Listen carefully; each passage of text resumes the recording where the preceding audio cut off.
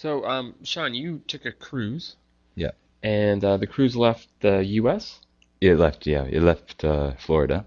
Okay. And did you only stay at sea, or did you make stops on your cruise trip? We actually made four different stops. I cannot remember the last place, but the first place we stopped was Key West. Second place that we stopped was Puerto Vallarta, and the third place was Cancun. And last place I just can't remember the name. Okay. Actually, well, what about Key West? Is Key West a nice place? Key West is a really nice place. All the different buildings and stores are actually constructed to look like historical buildings. They're all made out of stone and wood, Oh, I see. and So, like, they're supposed to look like the first people that came from Europe that yeah, built. they look almost Gothic in style. Oh, okay. Now, Key West, is that the U.S. or is that its own little territory? Key West. Was it?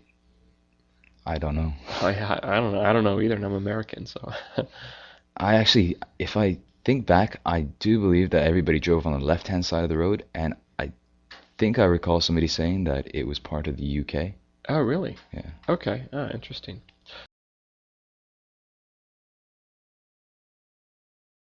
So anyway, besides the buildings, what's Key West like? Is it like a good place for adventure, a good place for nightlife? It's a good place for outdoor sea sports. Oh yeah, like for Yeah. example, what can you do?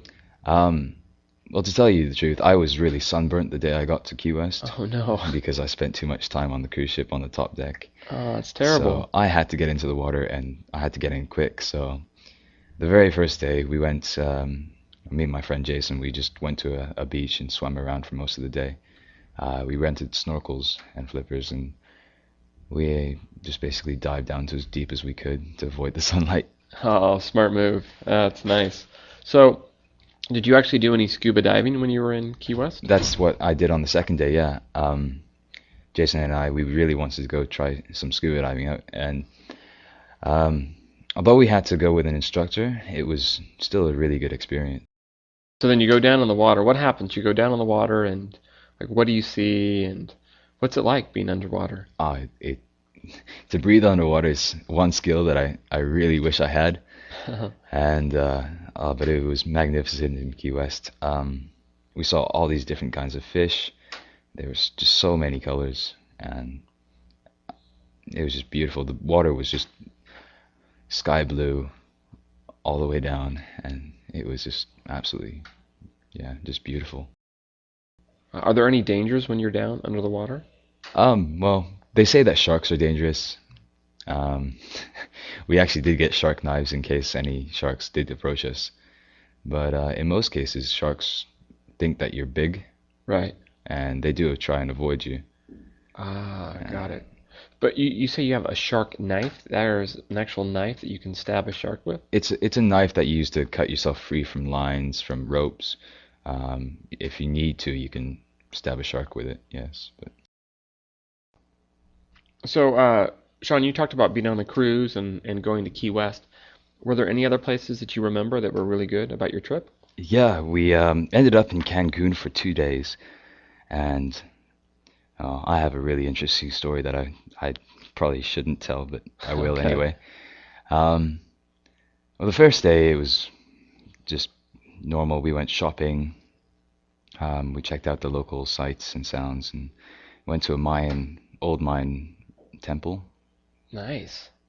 But yeah, it was kind of scary. They told us that they had human sacrifices and everything there, so Ooh, gory. yeah, it was kind of creepy. But um, on the second day, we went snorkeling, and um, well, we lost track of time.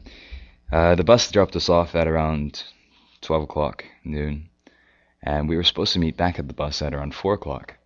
Fortunately for me and my friend, we didn't have watches, so we went snorkeling. And while we were snorkeling, we found these underwater tunnels, which were just filled with fish and coral, and we basically lost track of time through swimming through all of them. And oh yeah, another story about that is we actually saw a sea lion, Oh, and really? a sea lion, yeah, just came up right next to us, so we patted that, and then I let you touch it. it let us touch it, yeah. That is cool. Yeah, so we swam around for the sea line with the sea line for a little bit, and then we headed back because we thought it was around 3 o'clock, but unfortunately it was 4:30 and the bus had already left. Oh no. So we had to rent a taxi, and I would say that taxi drivers in Mexico are probably the most dangerous taxi drivers ever. Um, on our way back, I noticed that his speedometer wasn't working, and we must have been going around 130 kilometers per hour down this road.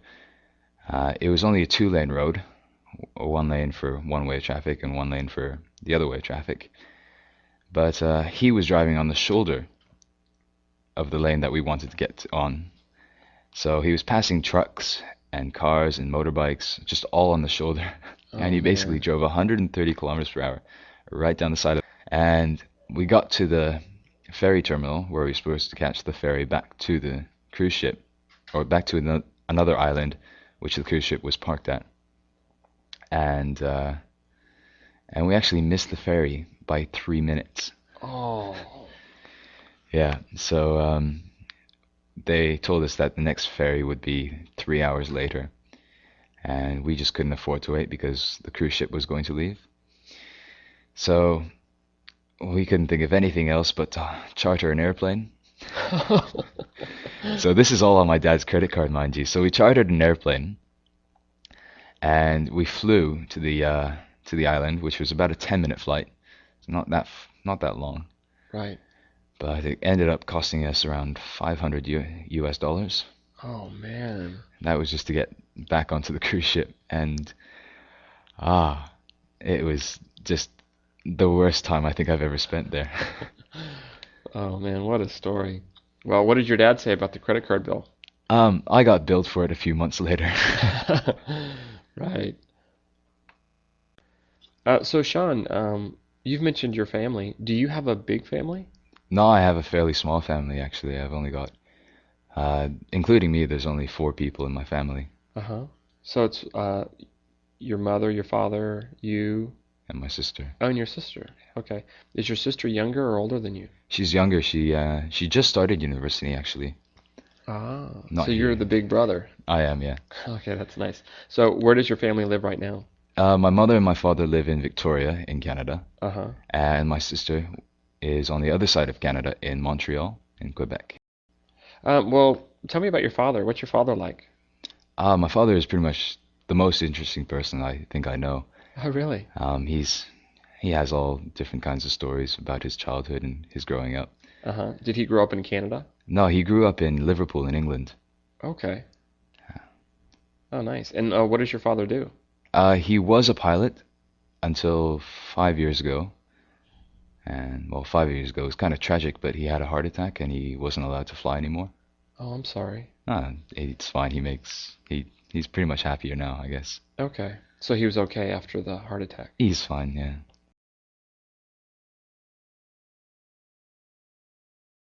Okay. What about your mother? Does she work? My mother, no, she doesn't. She used to work. In fact, my mother and my father met at work. They both worked for Cathay Pacific, Uh-huh. which is an airline based in Hong Kong. My mother was a stewardess, my father was a pilot. Oh, okay. So they met that way in Osaka, actually. Oh. Ah, what a story, huh? Okay. And what about your sister? You said that she's a student? She's a student, yes. She just started. She's actually in her first year of McGill. She's actually in her first year of McGill University, which is in Quebec. Um, I haven't spoken to her lately, so I don't know how she's doing. Okay, yeah. Do you know what she studies?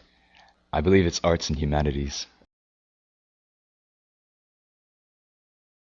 So you and your sister, are you similar or quite different? We're definitely quite different. How so? I was the rebellious type. I pretty much laid the foundations for my sister to get all the freedoms that she has. Okay. And well, she doesn't appreciate any of the things that I've done. So, well, another way that we're different is that she's really into arts Hmm. and drawing and painting and making music, whereas I'm more into the technical side of things, like I'm into computer making, fixing cars. So yeah, well, it sounds like you're quite different. Well, maybe she'll listen to this and she'll appreciate you more. I hope so. So, Sean, where are you from? I'm actually, well, I was actually originally born in Hong Kong, and I lived in Hong Kong for around 6 years. And then I moved to Canada, which is where I'm from now. Wow. So, do you remember Hong Kong? I do. I loved Hong Kong. I still do love Hong Kong. It's always been, the city I was born in and the city I grew up in. Wow. What do you remember about Hong Kong? I just the massive buildings, the plethora of people. Right, right. Yeah. And also the toy shops. They were some of the biggest I've ever seen. Yeah, for a child. Yeah. Did you actually learn some Chinese when you were there? I did. I used to be able to converse pretty much, oh, basically, I guess, converse with taxi drivers, shopkeepers, people on the street if I ever got lost. I used to be able to actually ask them where to go, how long it would take me to get there. Right. Huh. Yeah, but I've seemed to have lost all that now. That was a long time ago. What was it like moving from Canada? I mean, from Hong Kong to Canada? It was a big change. I came out of Hong Kong with a really strong British accent, Hmm. and I spoke uh, just like everyone else I knew spoke in Hong Kong. But when I got to Canada, I was made fun of because I said all the words I pronounced differently to other Right. kids. So it was a weird experience. I got laughed at a whole bunch, but now my accent has changed, shifted to a Canadian one. Although I Right. still have remnants of a British accent. Oh, okay. Well, actually, when you moved from Hong Kong to, was it Vancouver? It's Victoria. Oh, you lived in Yeah. Victoria. Ah, what was that like going from a big city to Victoria? Oh, it was a depressing change, I guess. Uh, Um, we uh, we had a townhouse in Hong Kong, and it was just long-term friends there. Friends that I had for a long time, ever since I was born.